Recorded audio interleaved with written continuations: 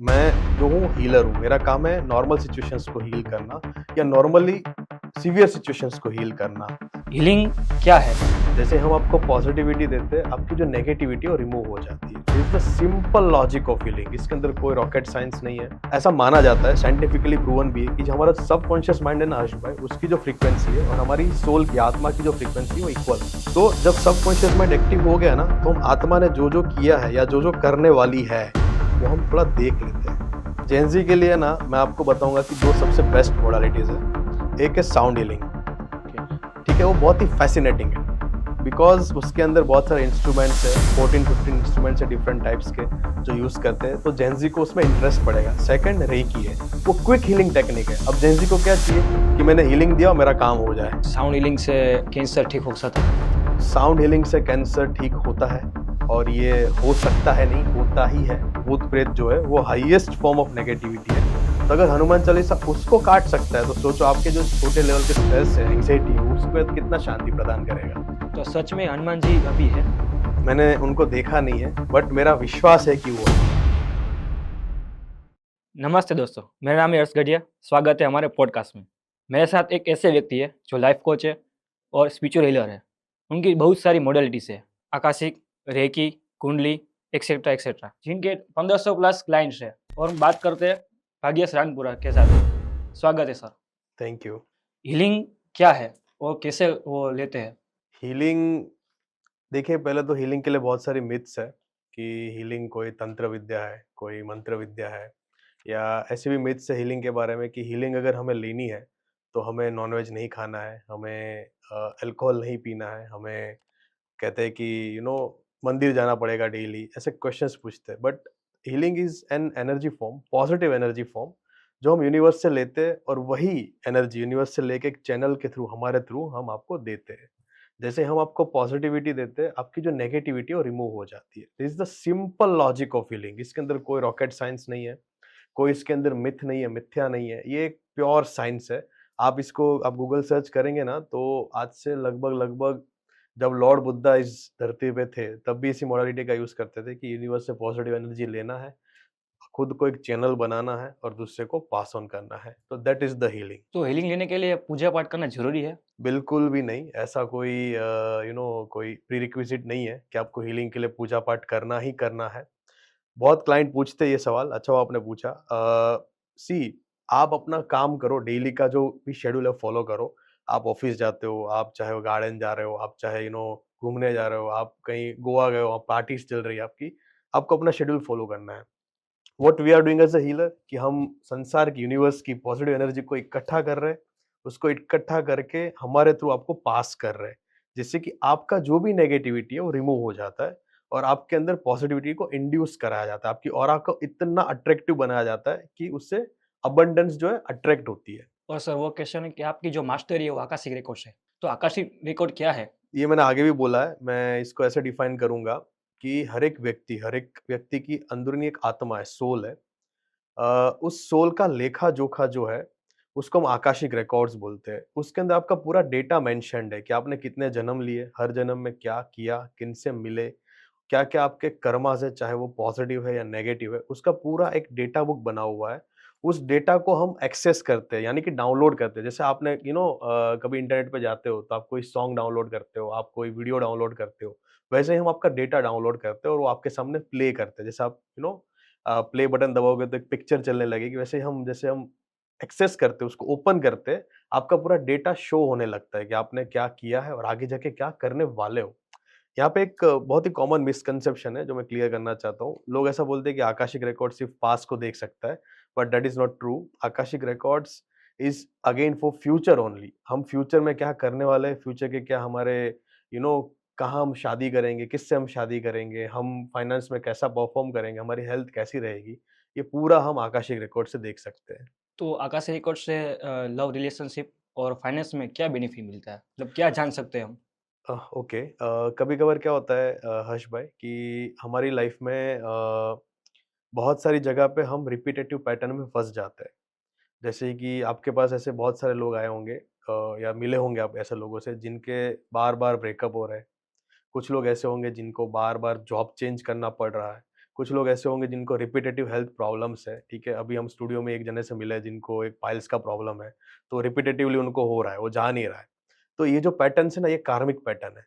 ये पैटर्न कभी टूटते नहीं है नॉर्मल मोडालिटीज़ से। आप कुंडली दिखाएँगे, आप हाथ दिखाएँगे, आपको पता चलेगा कि ये ग्रह की वजह से खराब है मेरा ये सिचुएशन। लेकिन एग्ज़ैक्ट कर्मा क्या था वो पता नहीं चलेगा, एग्ज़ैक्ट रूट कॉज़ क्या था वो पता नहीं चलेगा। जब तक रूट कॉज़ पता नहीं चलेगा, you won't be able to treat this pattern. तो आकाशिक रिकॉर्ड जो है वो एग्ज़ैक्ट रूट कॉज़ आइडेंटिफ़ाई करता है और उस पैटर्न को ट्रीट करने में हेल्प करता है।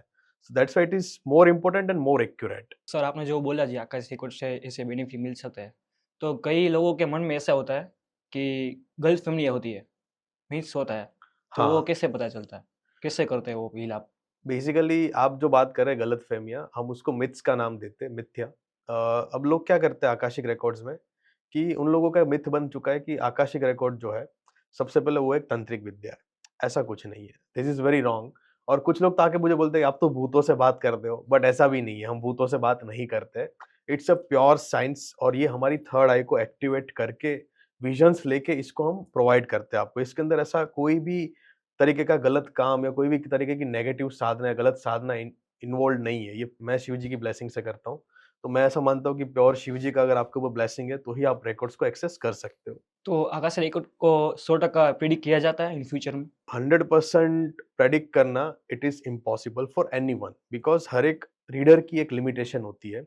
मेरा ऐसा मानना है कि आकाशिक रिकॉर्ड जो है 85 से 90% एक्यूरेट होता है, ठीक है? 10 टू 15% भगवान के हाथ में। देखो, अगर 100% हमारे हाथ में हो गया तो हम ही भगवान बन जाएँगे और हम भगवान हैं नहीं। तो मैं मानता हूँ कि 85-90% it is accurate, 10% there is a scope dependent on your karmas. Sir आपने कभी भगवान को देखा है, महसूस किया है? भगवान को देखा है। बंद आँखों से देखा है। खुली आँखों से नहीं देखा है। खुली आँखों से तो हम मंदिर में देखते, दर्शन करते हैं। बट जब मेडिटेशंस मैं कर रहा हूँ, मैं जब शिव जी की मेडिटेशन करता हूँ, तो मैं उन्हें फ़ील कर पाता हूँ। देखिए, आपका क्या है, भगवान को देखा है मतलब आपके माइंड में शिव जी की एक आकृति है, राइट? कि एक गले में एक साँप है, यस। ऊपर चंद्रमा है। ज़रूरी नहीं है कि भगवान आपको उसी फ़ॉर्म में दर्शन दे हमेशा। इट इज़ पॉसिबल कि वो आपको कोई और फ़ॉर्म में दिखे, शायद कोई लाइट फ़ॉर्म में, लाइट सोर्स के फ़ॉर्म में, शायद कोई एनर्जी के फ़ॉर्म में आपको फ़ील हो, शायद कोई कोई क्रीचर के फ़ॉर्म में आपको दिखे।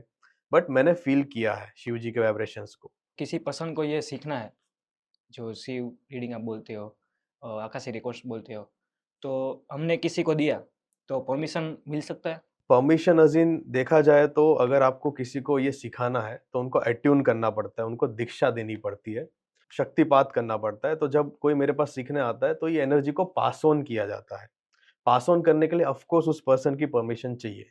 बट अगर आपका क्वेश्चन ये बन रहा है कि क्या हमें किसी का रिकॉर्ड ओपन करने से पहले या किसी की रीडिंग करने से पहले परमिशन लेनी पड़ती है? Ethically yes. देखो, सारे रीडर बोलते हैं कि परमिशन लेके करना है, परमिशन लेनी पड़ती है। बट अगर मैं ऑनेस्टली बोलूँ तो एज़ अ रीडर कोई परमिशन की ज़रूरत नहीं है। कोई एग्ज़ाम्पल दे सकते हो? जैसे कि आप बैठे हो मेरे सामने, ठीक है? अभी आपने मुझे बोला परमिशन दी कि आप मेरा रिकॉर्ड एक्सेस करो और मैंने आपका देख लिया है रिकॉर्ड एक्सेस करके कि आप आगे जाके फॉर एग्ज़ाम्पल 2027 में शादी करोगे।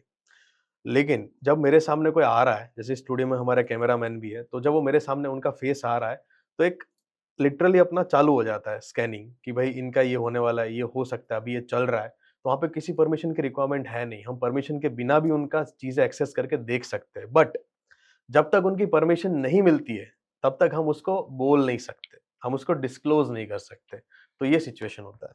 ओके। और कर्मा क्या है? कितने टाइप के कर्मा होते हैं?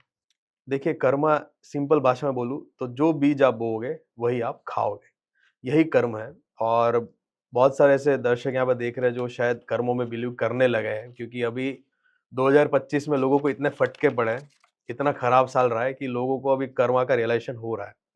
हमारे 3 टाइप के कर्म हैं। पहला कर्म हमारा है संचित कर्म, सेकंड कर्म हमारा प्रारब्ध कर्म और थर्ड कर्म जो है हमारा क्रियामान कर्म।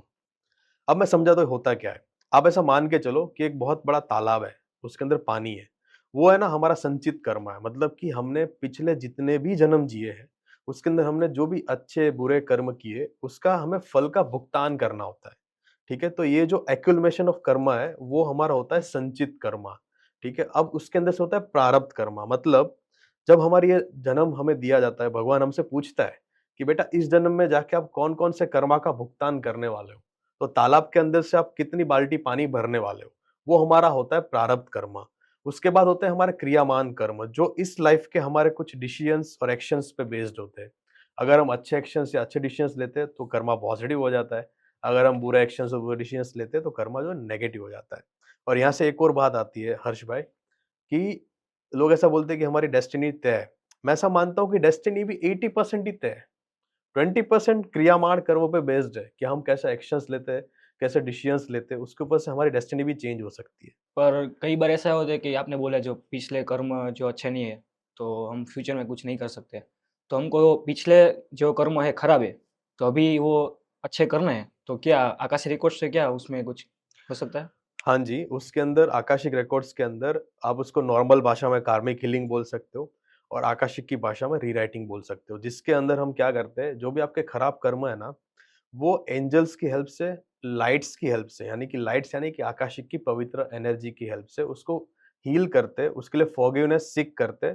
और वो जब भी हील होता है, तो जैसे ही वो हील होता है कर्म, उसके वीज़ो-वीज़ एक प्लेन बनता है। एक ब्लैंक स्पेस बनती है जहाँ पे आप अपना कैसा फ्यूचर चाहते हो आप लिख सकते हो, और उसी को हम रीराइटिंग बोलते हैं। सो ये पॉसिबल है कार्मिक हीलिंग, बट एक और चीज़ मैं यहाँ पे आपको बता दूँ कि ये कभी भी 100% पॉसिबल नहीं है। It is again 80 to 85% valid. मैं ये बार-बार इसलिए बोल रहा हूँ क्योंकि मेरे पास है ना क्लाइंट आते हैं, मुझे बोलते हैं कि सर मुझे फाइनेंस की हीलिंग करानी है, मुझे लव लाइफ की हीलिंग करानी है, आप मुझे 100% गारंटी दो। मैं बोला मैं गारंटी नहीं देता। आप एक सिंपल सी बात समझिए हर्ष भाई, आप जब डॉक्टर के पास जाते हैं हार्ट सर्जरी करवाने के लिए, तो उससे पहले आपसे एक फॉर्म साइन करवाया जाता है कि अगर आपको कुछ हो गया तो हमारी कोई गारंटी नहीं है। जब इतनी बड़ी हार्ट सर्जरी जहाँ पे आप 5 लाख, 10 लाख, 15 लाख देते हो, वहाँ पे भी अगर आपकी कोई गारंटी नहीं ले रहा है, तो एक ऐसी चीज़ जहाँ पे हमें एनर्जी का काम करना है, वहाँ पे भी कोई गारंटी नहीं होती है। बट मार्केट में कुछ ऐसे रीडर्स हैं, कुछ ऐसे हीलर्स हैं, जो बोलते हैं 100% guarantee, and trust me they are lying. उनको भी पता है अंतर्मन में कि इसकी कोई गारंटी नहीं है। आप जैसे बोल रहे हो, तो हर इंसान अपनी लाइफ को रिकॉर्ड कर सकता है, मतलब एक्सेस देख सकता है? आपका मतलब है कि क्या कोई अपना खुद का आकाशिक रिकॉर्ड, रिकॉर्ड यस। देख सकता है? यस, देख सकता है। और ये होता है with the process of creative visualisation. मैं आज एक बात बताना चाहता हूँ। हमारे मार्केट में बहुत सारी थेरेपीज़ चल रही है, hypnotherapy, past life regression, meditation therapy. लेकिन ये सारी चीज़ें जो है, ये कोई मेडिटेशन नहीं है, ये सारी चीज़ें हैं creative visualisation. Now what is creative visualisation, मैं आपको एक एग्ज़ाम्पल से समझाता हूँ, ठीक है? आप अपनी आँखें बंद कीजिए हर्ष भाई, और 5 टाइम्स इन्हेल एक्सहेल कीजिए क्विकली। इन्हेल एक्सहेल करते हुए आप देखिए कि आप एक जंगल में पहुँच गए। तो जंगल के अंदर आप देखिए कि एक मोर जो है वो नाच रहा है। ज़रा ट्राई कीजिए उसको देखने की, और देखिए कि आजू-बाजू में क्या-क्या चीज़ें हैं। ठीक है, ओपन योर आइज़। अब बताइए हर्ष भाई आपने क्या देखा? मोर, बहुत सारे मोर है। बहुत सारे मोर हैं, हाँ, ओके, आसपास में ट्रीज है। ट्रीज़ और है, छोटे छोटे वो जो पंछियाँ है, वो आवाज निकाल रही है मोर को देख के। ओके, ठीक है। और अब होल्ड बारिश। करते हैं हर्ष भाई। यस। मैंने तो आपको सिर्फ़ मोर को नाचते हुए देखने के लिए बोला था। मैंने आपको पंछी देखने के लिए बोला था? नहीं। मैंने आपको एक ही मोर देखने के लिए बोला था, आपने मल्टीपल पीकॉक्स देख लिए। तो यही बात है, इस मेथड को बोलते हैं क्रिएटिव विजुअलाइजेशन, जिसके अंदर आपके माइंड को चुप करा के आपको कॉन्शियसनेस को अवेकन किया जाता है कमांड के द्वारा, ठीक है? इसी मेथड से मैं आपको अपने रिकॉर्ड्स दिखा सकता हूँ। इसके लिए 30-35 मिनट्स का प्रोसेस है ये। ये हम ऐसा मानते हैं, मेरा ऐसा मानना है कि हर कोई पहली बार में नहीं देख सकता, कोई देख सकता है, कोई नहीं देख सकता है। तो कभी-कभार हमें मल्टीपल 4 टू 5 सेशंस भी चाहिए होते हैं कि आप अपने खुद के रिकॉर्ड देख पाओ। सोल डीएनए क्या होता है? सोल डीएनए ये एक आकाशिक का कॉन्सेप्ट है। आपने कभी इंस्टाग्राम पे और फेसबुक पे देखा होगा हर्ष भाई कि कोई 4 साल की 5 साल की बच्ची है जो बहुत अच्छा डांस करती है, बहुत अच्छा सिंगिंग करती है, बहुत अच्छा क्रिकेट कोई छोटा-सा बच्चा खेल रहा है 7-8 साल का। तो ये कहाँ से आया? ये जो इनके अंदर कला है, इनके अंदर जो ये टैलेंट है वो कहाँ से आया? ये तो इतनी जल्दी तो कोई सीख नहीं सकता। तो कहीं न कहीं हमारे पास्ट लाइफ में या तो हम सिंगर रह चुके हैं, या तो हम डांसर रह चुके हैं। मैं अपना एग्ज़ाम्पल देता हूँ, मैं स्पिरिचुअल फ़ील्ड में हूँ, तो ऐसा तो नहीं है कि इतनी छोटी एज में मैं इतनी साधना करके इधर आ गया। मेरा कहीं न कहीं पास्ट का कोई एक लाइफ ऐसा रहा होगा जहाँ पे मैं कोई ना कोई स्पिरिचुअलिटी में इन्वॉल्व रहा होऊँगा। ठीक है? मुझे पता है कि मेरा कौन-सा लाइफ था बट मैं अभी डिस्क्लोज़ नहीं करना चाहता। सो वैसे ही हमारे सोल के इनबिल्ट कुछ टैलेंट होते हैं, कुछ हमारे ब्लेसिंग्स होती है, कुछ हमारी नेगेटिविटी होती है जिसको हम बोलते हैं सोल डीएनए। जैसे एक बॉडी का डीएनए होता है कि आपके फादर के जैसे आप हैं। हम बोलते हैं ना कि ये तो अपने पापा जैसा है, ये तो मम्मी जैसा है। क्यों? बिकॉज़ मम्मी और पापा का डीएनए हमारे अंदर। वैसे ही हम अपने सोल जैसे हैं। हमारा सोल का डीएनए हमारे अंदर है। तो मैंने सुना है कई लोग बोलते हैं कि भाई ये सोल कॉन्ट्रैक्ट्स होते हैं, तो सच में क्या ये होता है? कॉन्ट्रैक्ट्स डेफिनिटली होते हैं सोल के। 2 तरीके के कॉन्ट्रैक्ट्स होते हैं। एक्चुअली एक होता है सोल कॉन्ट्रैक्ट और एक होता है कार्मिक कॉन्ट्रैक्ट। अगर आप देखोगे ना, तो जो सोल कॉन्ट्रैक्ट है ना वो लीनिएंट है। अब सोल कॉन्ट्रैक्ट बनता कैसे है? जब भी हमारी डेथ होती है तो और नया जन्म होता है तो उसके बीच में हमें एक बफर पीरियड दिया जाता है, जिसके अंदर हम डिसाइड करते हैं दूसरी सोल के साथ कि तू मेरा भाई बन जाना, तू मेरी माँ बन जाना, तू मेरा दोस्त बन जाना, तू मुझे रुलाना मैं तुझे छुपाऊँगा। वैसे कॉन्ट्रैक्ट्स बनते हैं, बहुत इसीलिए because soul is very innocent. हमारे पाप तो बॉडी के अंदर है, सोल तो बहुत प्योर है, ठीक है? उसको पता नहीं कि जब बॉडी के फॉर्म में जाएँगे, तो कितनी सारी तकलीफें पड़ेगी। तो वो ऐसे कॉन्ट्रैक्ट्स बना लेती है, उसको हम सोल कॉन्ट्रैक्ट बोलते हैं और ये बहुत ही लीनिएंट होते हैं, इसको हम ब्रेक कर सकते हैं कोड कटिंग से। और सेकंड होते हैं कार्मिक कॉन्ट्रैक्ट्स। अगर हम कार्मिक कॉन्ट्रैक्ट्स की बात करें, तो ये बनते हैं हमारे पास्ट लाइफ के कुछ ऐसे एक्शंस से, जैसे कि अगर मैंने पास्ट लाइफ में आपको 2 थप्पड़ मार दिए, तो अब मेरा कार्मिक कॉन्ट्रैक्ट बन गया।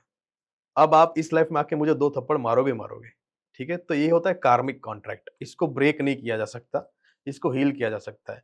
यहाँ से मैं एक और चीज़ बताता हूँ, मैं इस चीज़ को ओपनली बोल रहा हूँ कि लोग ऐसा बोलते हैं ना कि code cutting, code cutting, code cutting, it is not possible because पहले आपको कोड कटिंग करने से पहले आपको जानना पड़ेगा कि ये सोल कॉन्ट्रैक्ट है कि कार्मिक कॉन्ट्रैक्ट है। सोल कॉन्ट्रैक्ट का आप कोड कट कर सकते हो इमीडिएटली, बट कार्मिक कॉन्ट्रैक्ट का नहीं कर सकते।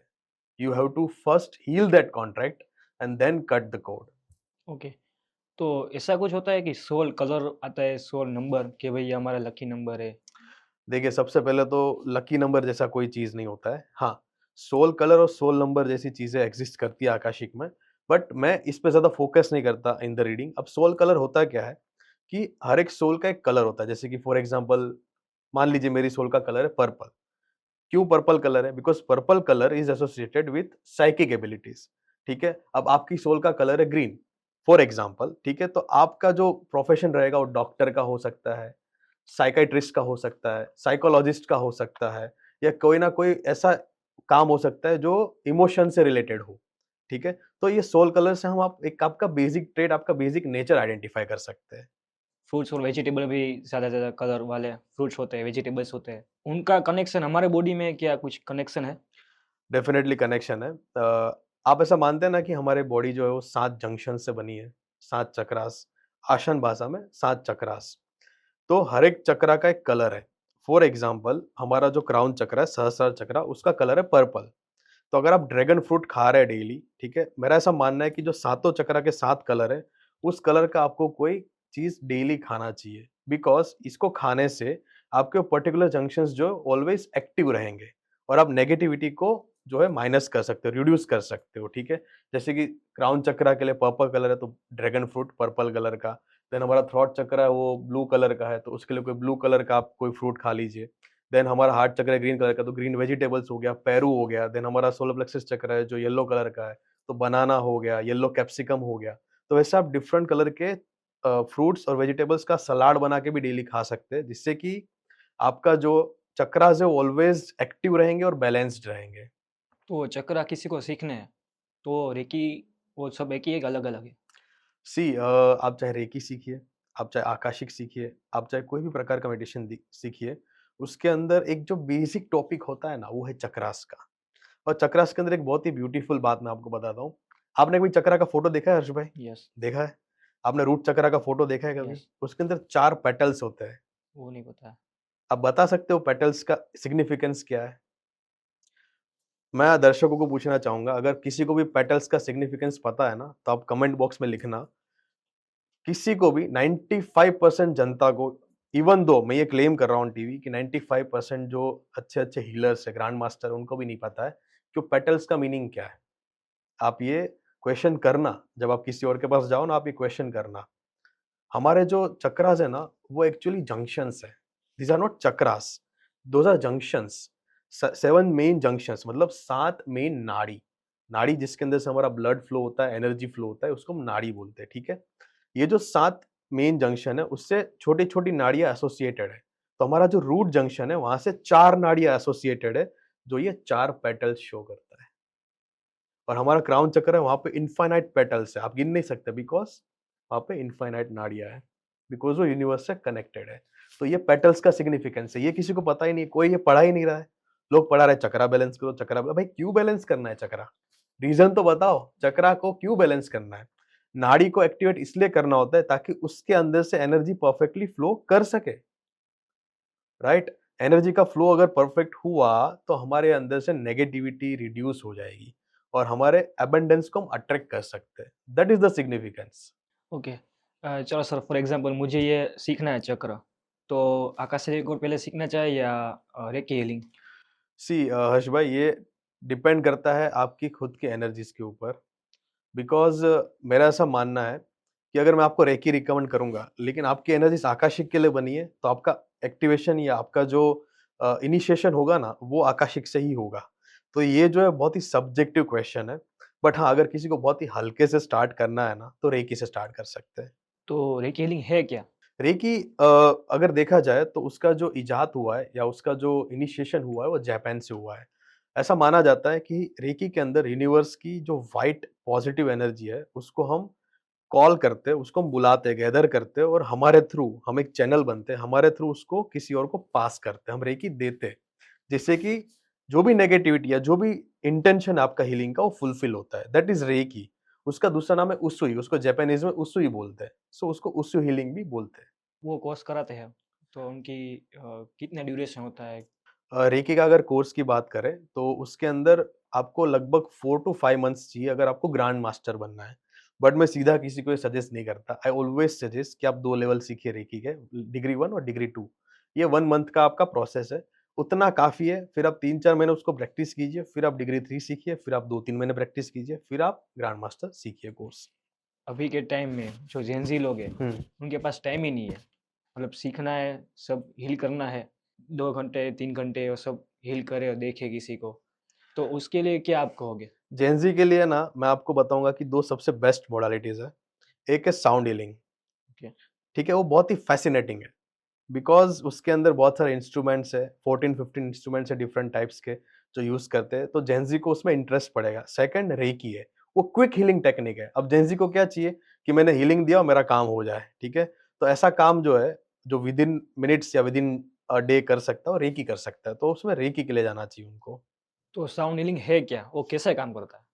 साउंड हीलिंग जो है वो आपने नाम सुना है नाड़ा योगा नाड़ा या योगा, नाद हाँ। योगा?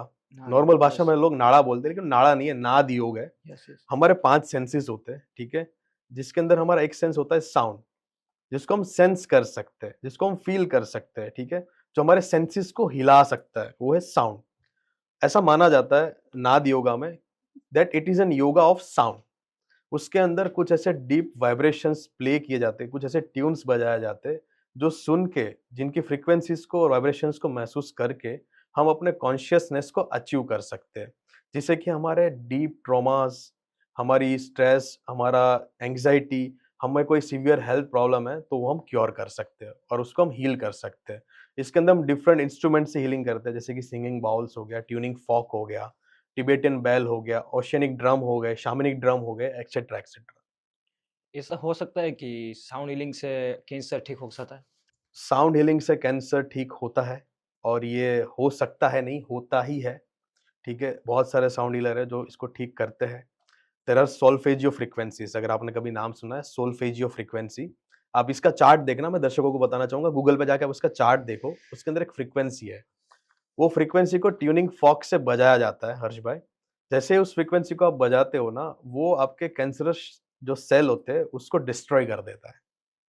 और ये साइंटिफिकली प्रूवन है, बहुत सारे हीलर इसको कर रहे हैं और बहुत ही इसके मिरेकलस रिजल्ट्स भी प्रोवाइड कर रहे हैं। तो जब हम मंदिर में जाते हैं, तो हमारे दादा बा वो सब बोलते थे कि आप बेली बजाना, हुँ। तो साउंड हीलिंग और बेल के कुछ कनेक्शन? आप जब मंदिर में जाते हो तो आप क्या करते हो सबसे पहले? यस, बेल बेल बजाते बजा, हो, यस। घंट बजाते हो, राइट? अब आप देखो, एक चीज़ और है इसके अंदर कि जब भी आप बेल बजाओ ना, आपको उसके नीचे खड़े होके बजानी चाहिए। पूछो क्यों? क्यों? जैसे आप बेल बजाते हो ना, बेल के अंदर से साउंड की तरंगे निकलती है और वो सीधा आपके ऊपर फ्लो करती है, जिससे कि आपके अंदर की सारी नेगेटिविटी को नीचे ज़मीन में लेके चली जाती है वेव्स। इसको हम बोलते हैं साउंड बाथ। जब आप सुबह उठते हो तो आप क्या करते हो? नहाते हो? नहाते हो, यस। नहाते क्या करते हैं नहाने में? पानी से नहाते हैं और यस। पानी क्या करता है? पूरा हमारा लेके कचरा निकल जाता है। यस। वैसे ही साउंड क्या करता है? ऊपर से पूरा बाथ देता है और सारी नेगेटिविटी को लेके निकल जाता है। तो हम ऐसा बोलते हैं कि अगर हम भगवान के घर में एंटर हो रहे हैं, तो क्यों ना प्योर सोल या प्योर मन से एंटर हो, इसलिए हम साउंड बाथ लेते हैं।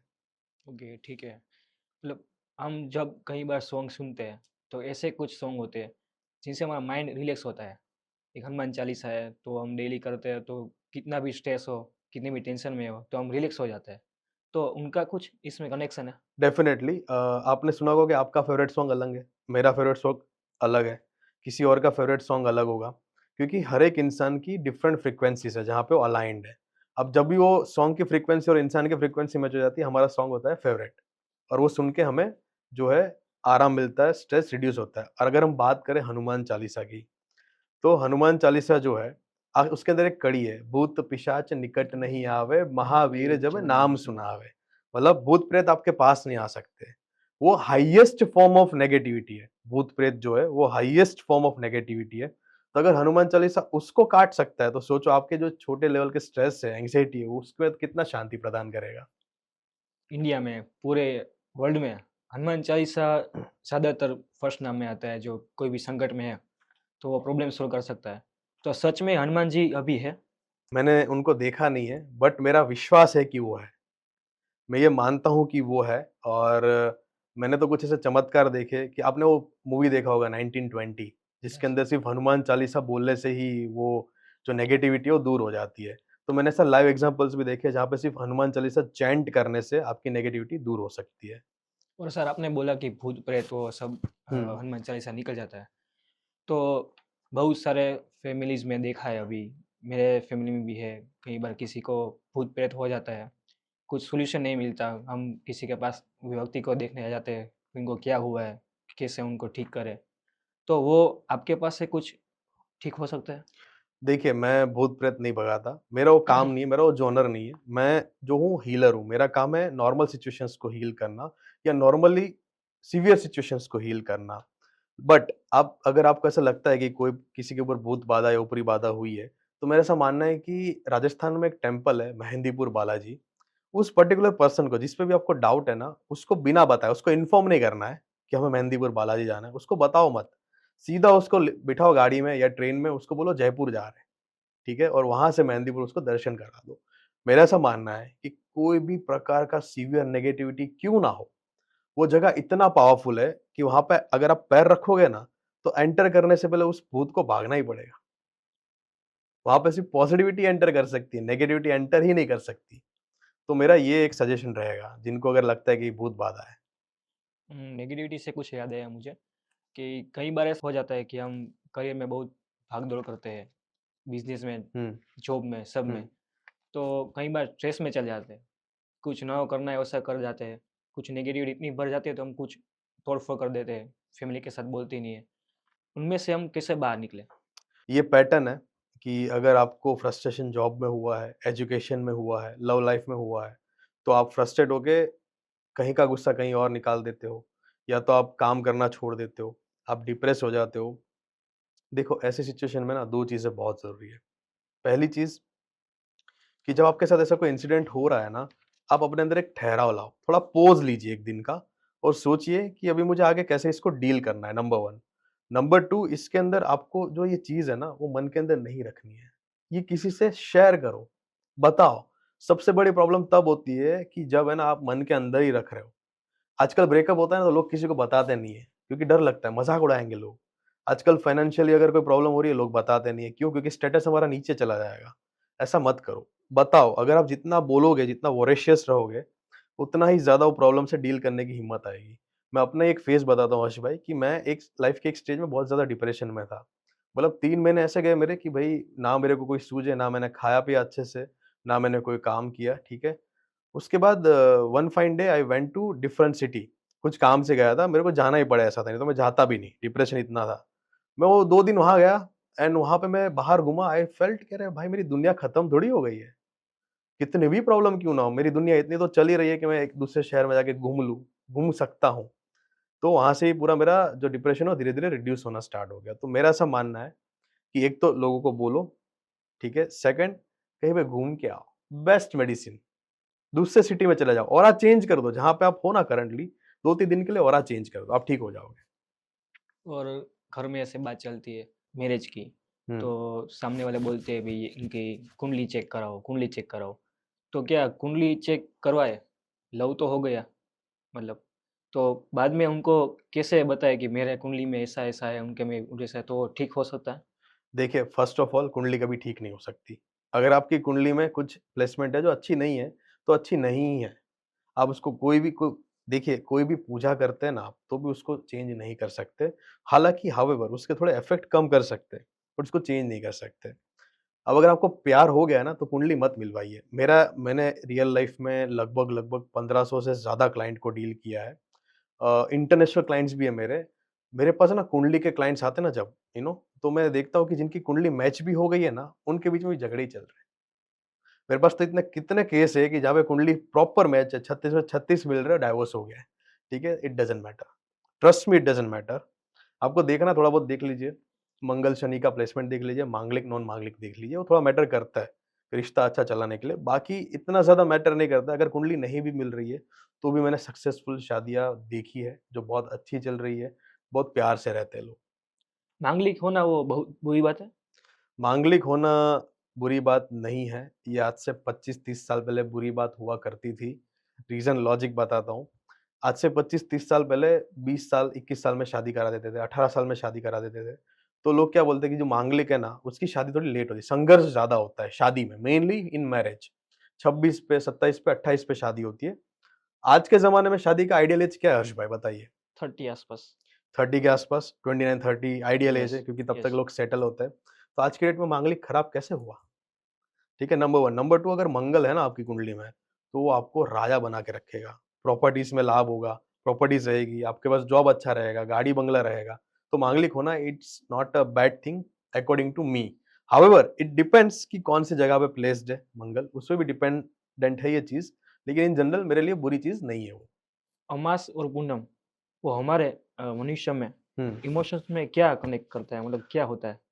देखो आपको अगर पता है तो जब पूनम आता है, पूनम का फुल मून आता है, तो दरिया जो है वो पूरा एकदम ज़ोरों-ज़ोरों से बहता है, मतलब बहुत बड़े-बड़े वेव्स आते हैं दरिया के अंदर, ठीक है? और जब अमावस्या आता है तो दरिया थोड़ा पीछे चला जाता है, आपने सुना है मतलब सूख जाता है यस। थोड़ा-सा, ठीक है? तो वही है कि जब हमारा पूनम आता है, फुल मून आता है तो हम फुल ऑफ इमोशंस होते हैं, बहुत सारे इमोशंस हमारे अंदर जो है वो आ जाते हैं। अब वो पॉजिटिव भी हो सकते हैं, नेगेटिव भी हो सकते हैं, ठीक है? बहुत सारी अपॉर्च्युनिटीज़ भी हमें मिल सकती है, लेकिन जब अमावस्या आती है तो सूखा पड़ जाता है। इमोशन ज़ीरो हो जाते हैं। इमोशन जो हमें सिम्पैथी मिलनी चाहिए वो भी ज़ीरो हो जाती है। तो उससे हमारा अमावस का जो दिन है वो इसलिए खराब माना जाता है बिकॉज़ उस दिन सूखा पड़ जाता है। नेगेटिविटी आ जाती है, ठीक है? तो इसलिए ये सिग्निफिकेंस है पूनम और अमावस्या का। और कई बार ऐसे-ऐसे क्वेश्चन आते हैं कि जो बड़े-बड़े लोग हैं, हुँ। वो बड़ी हो जाते हैं। उनके कर्म अच्छे हो या ना हो, हमारे आस-पास लोग होते हैं, हमने देखा है कि भी इनके कर्म अच्छे नहीं है। फिर भी वो उनको सक्सेस मिलती है, करियर में भी ज़्यादा आगे बढ़ जाते हैं।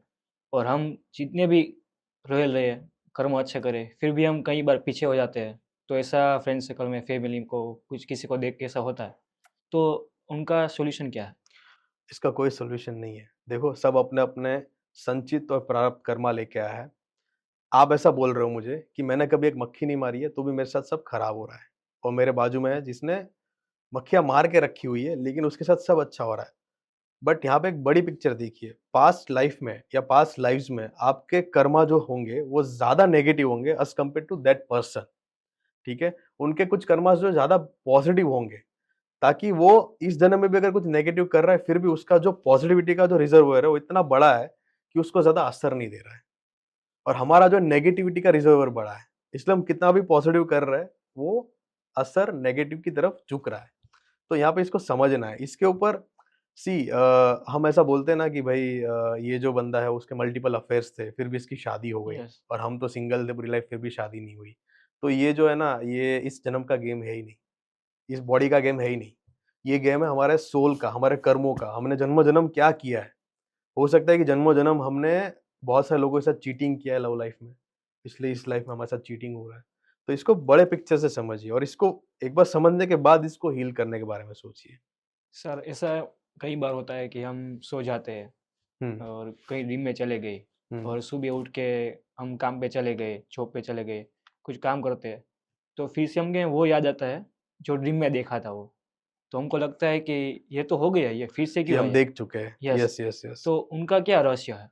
सो इसको हम डेजा वू बोलते हैं। ये जब हमें डेजा वू होता है या जब हम सोते हैं, तो हम क्या करते हैं कि हमारा जो कॉन्शियस माइंड है वो सो जाता है और सबकॉन्शियस माइंड जो है वो जग जाता है। अब ऐसा माना जाता है, साइंटिफिकली प्रूवन भी है कि जो हमारा सबकॉन्शियस माइंड है ना हर्ष भाई, उसकी जो फ्रीक्वेंसी है और हमारी सोल की, आत्मा की जो फ्रीक्वेंसी है वो इक्वल है। तो जब सबकॉन्शियस माइंड एक्टिव हो गया ना, तो हम आत्मा ने जो-जो किया है या जो-जो करने वाली है, वो हम थोड़ा देख लेते हैं। सुनिएगा डेजा वू कैसे होता है, वो हम थोड़ा देख लेते हैं कि आज से 2 साल के बाद अगर आप कोई ग्रीन कलर का टी-शर्ट खरीदने वाले हो ना, तो आत्मा को तो पता है क्योंकि आत्मा के अंदर सब रिकॉर्ड है, ठीक है? तो सबकॉन्शियस माइंड उसको पिक कर लेता है, हमें दिख जाता है, ठीक है? फिर जब वो इवेंट होते हैं ना, तब हमें रियलाइज़ होता है, अरे यार! ये तो मैं दिखा था, ये तो हमें कई फ़ील बार हुआ था। यस, कई बार हम वो देख चुके होते हैं और वो सच भी हो जाता है, सच होता है जल्दी बिकॉज़ में। बिकॉज़ वो सत्य ही है, वो आगे होने ही वाला है, वही दिखता है हमें। और यही तो मेन लॉजिक है आकाशिक रिकॉर्ड का, सबकॉन्शियस माइंड वो तब एक्टिव होता है और वही फ्रीक्वेंसी को कैच कर लेता है। और एक क्वेश्चन है, जो आज के समय के जो जेन ज़ी लोग हैं, वो बहुत ऐसे मौज-मस्ती वाले एंटरटेनमेंट और बाद में कुछ करियर का उनको पता नहीं होता है कि क्या करना है, फैमिली भी बोलती है, तो वो स्ट्रेस में जाते हैं। तो उनके लिए क्या आप कहोगे? जेन ज़ी के साथ हम बोलेंगे कि प्रॉब्लम इज़ कि आजकल का जो हमारा लाइफ है ना, जेन ज़ी के साथ नहीं सबके साथ, वो दिखावे का लाइफ है। सोशल मीडिया पे आप हँस रहे हो, हँस के फ़ोटो डालिए दैट डज़न्ट मीन कि आपकी ज़िंदगी में खुशी है। ये इसका कोई ऐसा मीनिंग नहीं है कि आप खुश हो लाइफ में। लेकिन अगर हम यहाँ पे देखें इसको अच्छे से कि आजकल जो जेन ज़ी है, उनकी लाइफ में सबसे पहले तो स्पिरिचुअलिटी की तरफ या रिलीजन की तरफ इतना झुकाव नहीं है। वो इतने रिलीजियस या इतने स्पिरिचुअल नहीं है और उसकी वजह से उनकी जो एनर्जीज़ है वो क्लीन नहीं हो रही है। एक रोटेशन में हम क्या करते थे कि हफ्ते में 1 बार तो मंदिर जाते ही थे जब हम छोटे थे, ठीक है? भले हम रोज़ नहीं जाते हमारे दादा-दादी की जैसे, लेकिन हफ्ते में 1 बार 2 बार जाते थे, तो हमारा जो नेगेटिविटी वो कट होता रहता था। थोड़ा हमारे अंदर जो रिलीजियस झुकाव था वो ज़्यादा था और आजकल जेन ज़ी में वो ज़्यादा मिसिंग है। आप देखोगे 90% Gen Z are into parties and all. तो उसकी वजह से उनकी लाइफ में स्ट्रेस और एंग्ज़ायटी बहुत ज़्यादा है। Thank you so much Bhagyesh sir. आपसे बहुत कुछ सीखा है और लोगों भी सीखेंगे। मैंने 1-2 बार आपकी रील भी देखी थी, बहुत वायरल थी, जो सेलिब्रिटी भी आपके साथ हाँ जी। वीडियो बनाते हैं, हाँ जी, हाँ जी। हीलिंग आप करते हैं, वो भी आपको राय देते हैं। तो बहुत अच्छा लगा आपके साथ थैंक मिलके। You so much. Thank you so much. Thank you. अगली बार हम मिलते हैं फिर नए कुछ पॉडकास्ट में, नए श्योर रूप से। Definitely, definitely. Thank you.